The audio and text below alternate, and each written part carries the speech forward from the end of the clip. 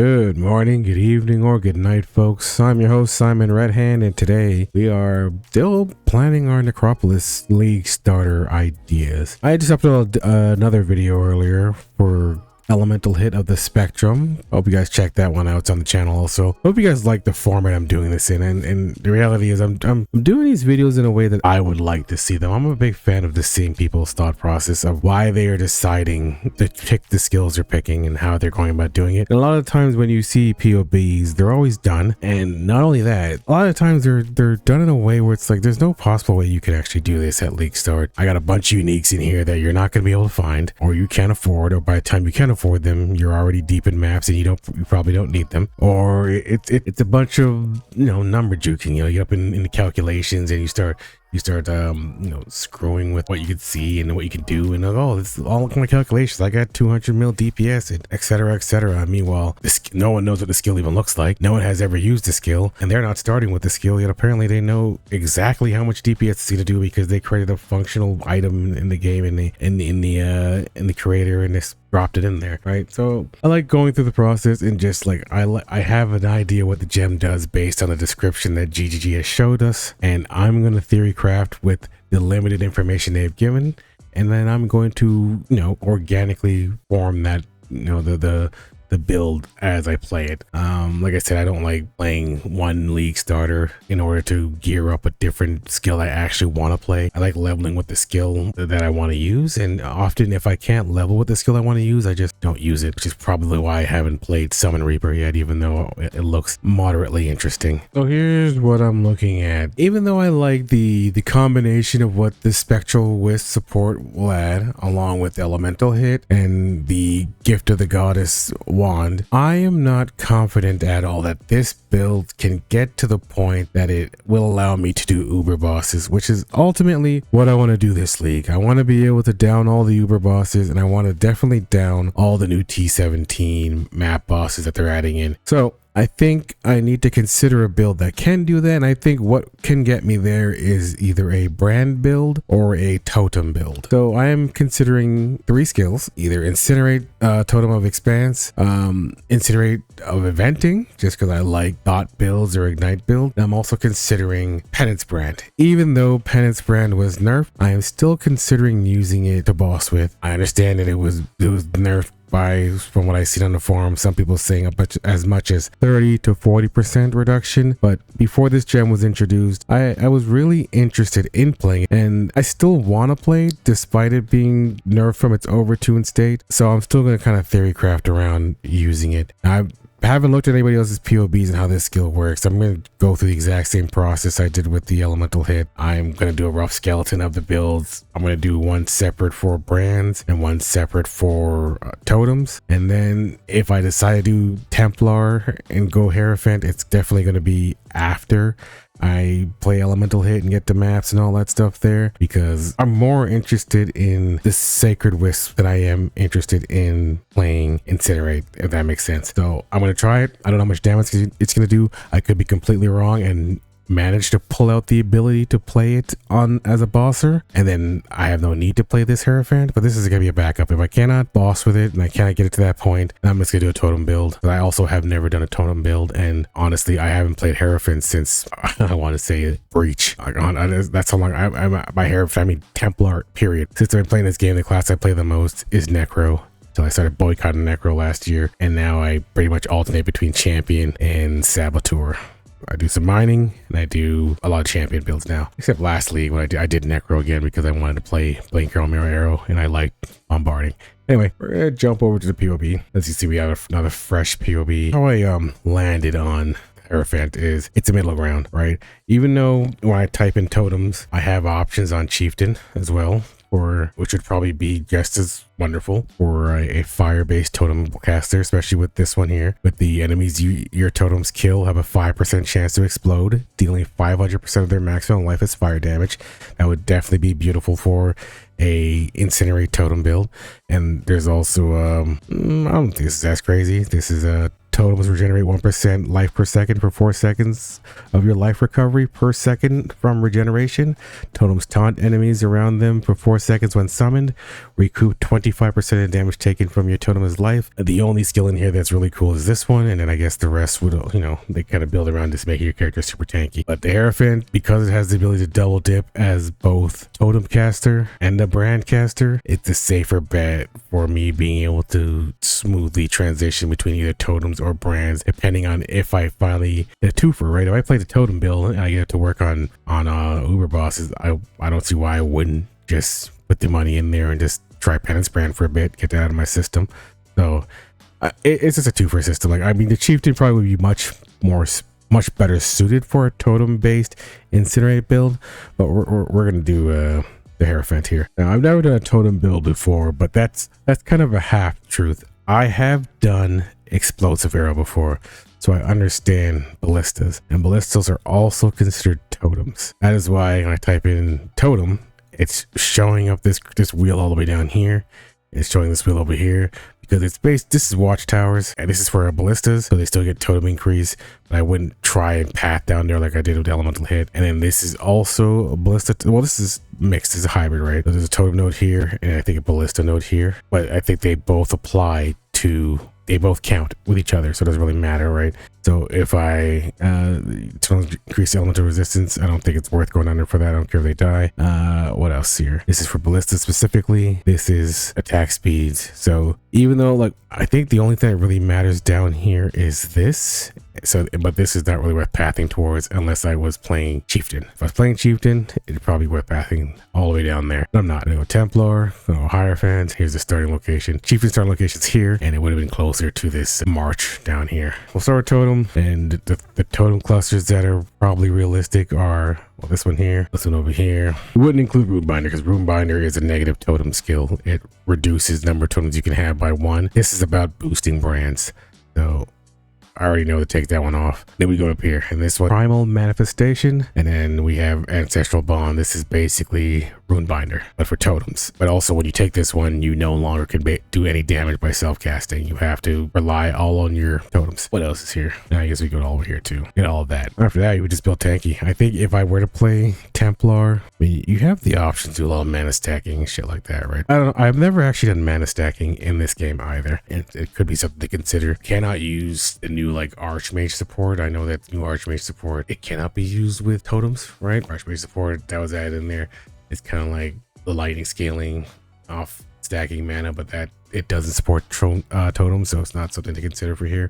I know Templar is kind of encouraged to do a lot of mana stacking. Just to quickly glance over the ascendancy here. What's really calling to me here is you got the Arcane Surge, free Arcane Surge here when your totems hit enemies with a spell. What else you got here? You got a +1 to your maximum number of totems. That's always fantastic. And you have just more damage with totems in your life regeneration here. So these are all good totem skills here. I think what else would I get here since I'm already in this tree? Let's look over it. You got Conviction of Power here, which is very cool. Probably would very seriously consider this. I haven't actually done a Hierophant tree. I haven't looked at anybody's builds yet, but just looking out to me, like I would go this totem route here and consider that, and then probably do the Arcane Search for the most part here. That's what's kind of speaking to me right now. And then at some point, if I go past Arcane Surge, but I don't feel I need it anymore, I can consider coming over here to Divine Guidance. This is kind of mana stacking territory. Or I feel like these power charges aren't worth it, and I don't go something crit based and scaling power charges and stack and endurance charge stacking. I can just take this all off and just go mana stack or for defensive layers and go this way. I'm not sure yet though. I'm not sure. So far, the only thing I know for sure is most likely this route here. I'm gonna jump back over and take a quick look at the skill here. Continuously launch a torrent of fire from your hand, repeatedly damaging enemies. As you channel this spell longer, the flames spread wider close to you and spread longer directly in front of you. When you stop channeling, you release a slow moving wave of fire, damaging over a very large area that will apply a powerful ignite. I don't know if anyone has actually used Incinerate. I'm gonna go jump in game and show you what it actually looks like. Just here in Act 1, just bought a level 1 Incinerate. Just take a look at it because I haven't used this skill in a long time, years. And so when it's talking about the channeling, that's basically it expanding further out and wider closer in front of you. And then when you let go of it, that little pulse it does, that's the wave. Now this one here has 8 stacks because it's the original one, and I have no links to this thing, so obviously it does no damage. And then it basically, the idea is it's going to, you channel it up, and then when you let it go, it's going to release that wave out. Now what's going to be big about the new one, the Expanse, is after 4 stacks, that's what's going to be falling. Look how fast it gets to 4 stacks, right? So you're going to be doing quick fast pulses. I'm going to be doing this with a totem, so put the totem support on there, and then, you know, hopefully it works out. Right now the damage is whatever, but it's gonna be hard to gauge how it is when until I get the actual transmog version of the skill. Now the other version of the spell, the Incinerate of Venting, what it does is continuously launch a torrent of fire from your hands, repeatedly damaging the enemy as you channel the spell. As you channel the spell longer, the flame spread wider and closer to you, and spread longer directly in front of you. And then it's 25% more damage with hits and elements for each stage.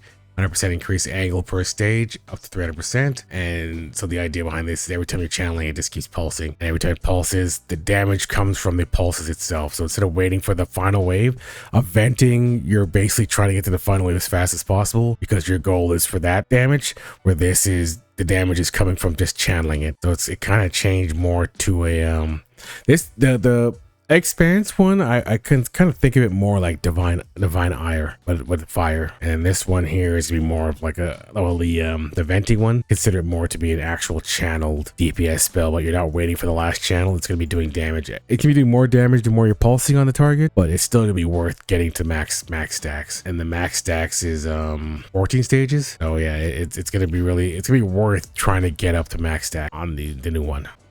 And just in case you guys are wondering, the skill itself is not weak. The reason why it's doing no damage right now is because I'm using Cold Iron Point. And the reason I have Cold Iron Point is because this build is just a bastardized character I picked up that I already had everything unlocked. And it's actually from Harbinger League. I don't remember what build I was doing with this. I just took all the gems off of it just so I could put it on. But the damage itself is fine. Like if you see here, in case you're watching, you're like, why is this doing no damage? That's why. We're gonna go back to the build. Even though I've never done a totem league start before, I know that totems are very strong because the play style of not having to stand still is always very strong. That's why traps are strong. That's why mines are strong. That's why brands are strong. Anything that allows you to cast and not be there while the enemy dies is an automatic defensive layer that cannot be overlooked. Any totem build you build, it's very hard to, dare I say, fuck it up, right? As long as you understand your own defensive layers, you understand how totems work, and you're okay with that playstyle of this kind of set it and forget it, it should be fine. Really, I like using auras a lot, so I don't really know if I'm gonna mana stack too much. I'm probably gonna do a hybrid of life and energy shield, of course. So let's go through the notes again to get an idea of what I actually need. Spell, fire, channeling, and AoE. What you're looking to do with this build is get to your max stages as fast as possible, but also increase your affliction damage of ignite. So you're looking to scale fire damage, you're looking to scale burning damage, you're looking to scale ignite damage, looking to get ignite. Well, your final wave always ignites. So I don't know if I need ignite damage, ignite percentage, but it might increase the DPS. I'm pretty sure I could use base level Incinerate to really properly theorycraft this one, and it would be similar in terms of like what your damage output could potentially be. I don't think that's juking the system much. I think the only difference is it will reduce the stages down to 4, which I'm not really gonna do, but I do want to see an idea of like, do I need 100% chance to ignite when it says the final wave always ignites? I do know I need for ignites expire faster. So that's one thing I gotta consider. You can also consider the ramifications of a channeled spell, but also how they work. So we'll head over here and check out the wiki. Usually if you have used a channeled spell before, this is a good place to go and check it out. My biggest concern is, how do I get myself to 4 stages as fast as possible? And it's gonna be cast speed, right? So we gotta understand, does cast speed work with channeled spells? Does it benefit from attack speed? Let's go check that out. I believe it does benefit from cast speed, but I believe you need the specific nodes that say that. And how I'll really iron that out is I'm gonna get what I think is necessary, and then I'm gonna go to PoE Ninja and compare other totem builds and see if they are stacking flat cast speed or if they're stacking cast speed with a prefix that says channeling skills. So that's the idea there. I don't play channel skills that often, and by that often I mean ever. So we'll go from there. Take a quick look over cast speed there and brackets channeling skills to get to 4 stages. I think that's the most important thing for my for this build to actually work. What else do I need? I think that's it. 4 damage with hits and elements for each stage. I don't know. The only element I'm doing is gonna be ignite. and Ignite's about getting that big powerful hit at the end. I tried channeling, but I couldn't find channeling, so I switched to cast speed. And I'm gonna have to assume that cast speed affects channeling because I don't see anything for channeling. I have to search that up. I haven't looked up this subject at all. So I gotta do a quick search and see. I jumped over and checked on Reddit, and I kind of got the same impression that I believed, that cast speed pretty much will affect channeling speed. So rather than look for channeling, I should look for cast speed. And we're gonna go through here and just, you know, bump what we usually get, right? So this is beginner pathing. This is a minion spell. That's not going to work. I'm not stacking anything minion. This is dual wielding. This is for lightning. Normal cast speed. It'll work. Gold. Oh no, that'll work. I don't know what weapon I'm going to use. I can't plan for that yet, but probably sword and shield, or something in shield, just to stay tanky. Curses, probably will use a curse at some point. Not sure which yet though. Totem cast speed, of course, would probably get this. Fire, well, not fire. Well, look at ignite. That's too far over here. What weapon is this for? Just about considering how to level up and how to path. We'll probably do life. Now this most likely will turn into a devouring titan build, to be honest. Pathing through this, probably get this for Tylus, probably get this for sure. Probably on the B over here somewhere for these ones also. Probably get these if I'm doing life. Most likely we'll get charisma. Probably get this though if I'm getting this and I'm already up there. Most likely would get this. Most likely we get this if I'm going to be down on this side here. I'm already down here. This notice is becoming more consider because I'm already so close to it now. And so is this cluster here. This cluster also is also considered, it's something I can consider coming down towards. We'll bring up fire damage just to get a quick check to see if I miss any fire clusters around me. This is a fire mastery node here. Just this. Divine Fury, is that worth considering right now? Of course, this has to be edited. As you can see up here, it's like 170 points. It's way overboard. And how I would edit this is as follows. If I'm leveling this build, I'm probably rushing towards Ancestral Bond. I'm going to level this by starting off by going, I don't really need damage like that, but I probably would level with damage. I would on this one, honestly, I'd probably go around to maybe the strength notes and just bypass this from the beginning. It might be a rougher start, but I don't really care like that. I don't know if this would be worth getting early on. Go around it, this node here, go through here, and that's how I get to Ancestral Bond. I would not plan for curses this early, just because I don't think I'd be able to really slot it in, and I would go down this way to get towards, pretty sure I could use Elemental Overload. I don't remember if Elemental Overload works for totems. That's something at the check. I think it does. But we'd go this way. We go this way, and we would head up towards, let me do some counting here. This might not be efficient. Let's see. 1, 2, 3 over here.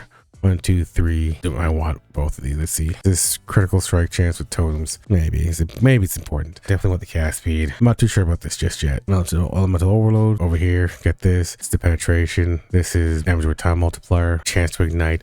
I don't know how important Chance to Ignite is, but I'm pretty sure I'm not rushing it. I'd probably stop there. I don't think I would go all the way over here to this one here. I think I would have to settle for just having this one here over here. Damage over time multiplier, Chance to Ignite. We would do damage over time multiplier, and then we would probably take one of these.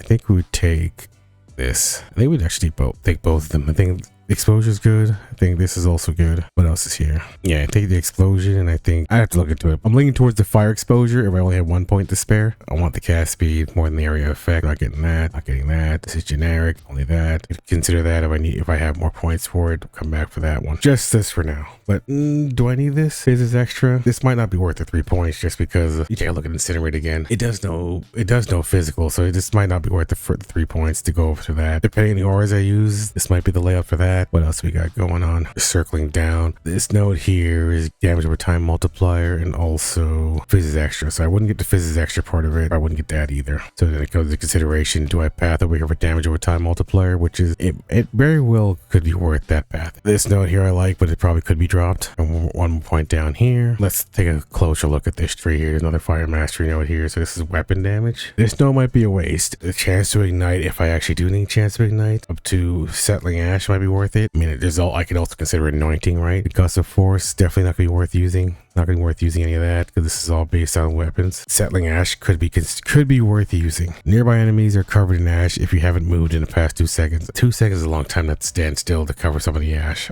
This is what I'll keep on for now, and then I'll have to pay attention to what other totem users are using or other fire-based users are using.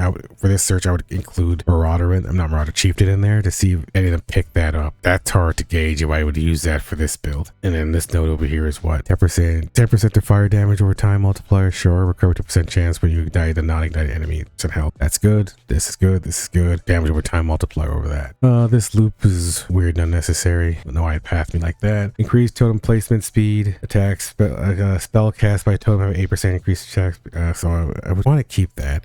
Don't need this for sure. Not sure if I need all that just yet. This might be too far off the beaten path to get to. We can go up and circle around. We don't need to go both ways here. Get rid of that. Get rid of that. Let's see here.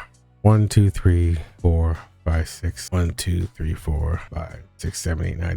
That's quite a trek to get to that. This might be something I just annoyed. How many points is that? 83, 92. I don't know if that's worth the trek because I could just consider the mastery notes, right? Don't care about totem life like that. What do we have here? Totem action speed can I be modified below base? Probably that. What else? Skills that will summon a totem have a 30% chance to summon 2 instead. I don't know how useful that is. This might be good for survivability. Buffs from active ancestor totems linger longer. So I probably would only really take this one here. Super concerned about attack speed, so not having my speed lowered. I don't know how important that is. I would have to look into it. I would take that for sure. 50 max life is pretty good. The fire mastery, of course, I was considering. I don't know if this is worth it, but I do feel like that's worth it. If I can't get exposure from elsewhere, I'm not sure if Incinerate gets exposure. I don't think it does. I would use a support that would cap my exposure, so I'm not sure I need it just yet. I'll have to check and see. I think that's it for now. What I'm going to do is I'm going to put the Incinerate in the tree here. We'll do Incinerate, and we'll also do the spell totem, and then that will tell me if I need this at all. So it'll be a decent increase, right? And also, what would this be? Also a fairly decent increase,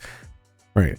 This tree, it's a lot more straightforward to me than the elemental hit one was, just because it's totems, right? So there's not much to do to screw it up. For brand, there's not even that much to change. I mean, you would change to sign of purpose. You would change I think that's the only thing you would change. You would come off this, change the sign of purpose, easily go all the way there, right?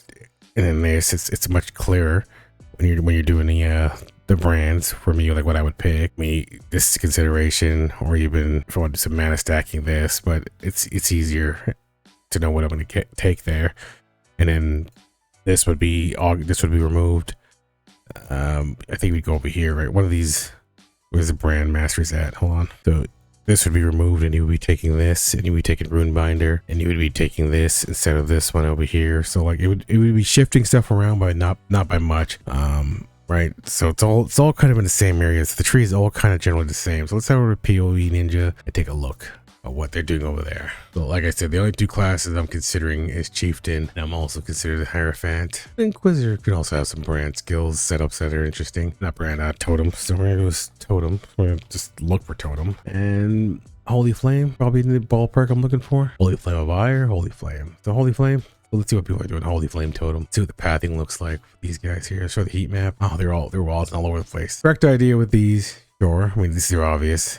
This is kind of obvious, right? Well, some of them are going for crit setups, right? They're not going for Breath of Flame, but then again, no one's really doing Incinerate. So I might take a moment to look for Incinerate later. We're going to hide this. Just start looking at people's trees in general, see what they're doing. Congregated at the top here. Is he using a cluster? Yes, he is. What cluster is he? No, he's not. Just using a single jewel. He's using a cluster. He's using Ancestral Echo and Sleepless Sentry. The rest of this doesn't really matter. His tree is far more spaced out. For the most part, generally the same idea here. He went all the way over here for spell crit, so he's stacking crit hard over here. He went down. I think he skipped that, so he skipped. That's not worth the journey. I don't think most went for that node. Let me go take a look at the heat map again. Yeah, I think nobody went for this node here, so I guess it's just not worth going for that. And nobody went for this totemic zeal either. Right, but check the anoint that people are rocking. Heart of Flame. Oh, they're all using Replica Dragons playing too. Then they're doing Holy Flame Totem, so I guess that knowledge doesn't really matter too much to me. Mark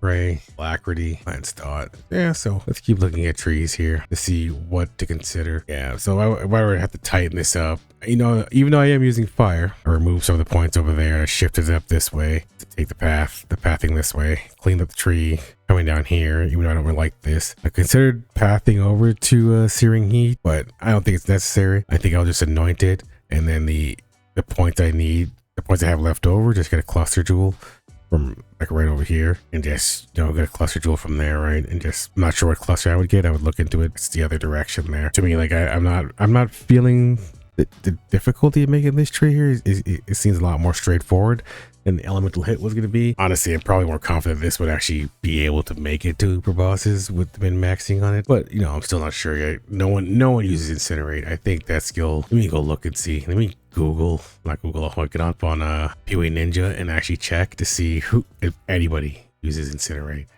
for any reason. But I can't imagine it's been used. Let's see. Oh, look at that. Yeah, they're self-casting it too. What? I would love to see what build these guys are doing when they're using Incinerate. I might have to go on Google and on YouTube and just see if I could find what builds these guys are doing with this. So this is how much I have not followed Incinerate. I didn't know that it was actually a suggested league starter. It's not too bad to even self-cast it. The damage of it is pretty good. I feel like it would take a while to get to this pacing though. This video is from Jorgen, and it doesn't look terrible. I definitely don't want to do this self-casting playstyle of it though. I would still stick to totems, but it gives me some hope and faith that it won't be an issue doing this build at all. But yeah, guys, I think that's all we do for this one. This one's not going to be as in depth, or as long as the other one was. That other one I was just getting used to the mechanics of how to do one of these videos here. I think this is far more straightforward. I think, of course, it's a skeleton tree and a lot of it would change. But I think the idea is very simple with the totems and the brands, and Hierophant makes it very simple. I'm just looking at the tree and the placement and the nodes locations and the very, very obvious power that you can acquire, that it wouldn't take too much effort to be able to make this tree work. And if I was struggling, it wouldn't take too much effort to fix the issues I have, right? Like, I'm very used to navigating this half of the atlas, so I would be able to fix life problems as they arrive. The Trickster has several layers that I'm going to be experimenting with that are very new to me, which is energy shield stacking, low life or CI. Both those are two issues for me, and surviving with energy shield on this side of the tree. This side of the tree is very difficult for me. I haven't done it before, but I want to stay in my comfort zone and kind of learn how to mess with this side of the tree. As always, guys, thank you guys for dropping by. I appreciate you for giving me your time. Like, comment, subscribe, let me know what league starters you're going to be doing. Have yourselves a good morning, and if this is the only video you watch me today, a good afternoon or a good night.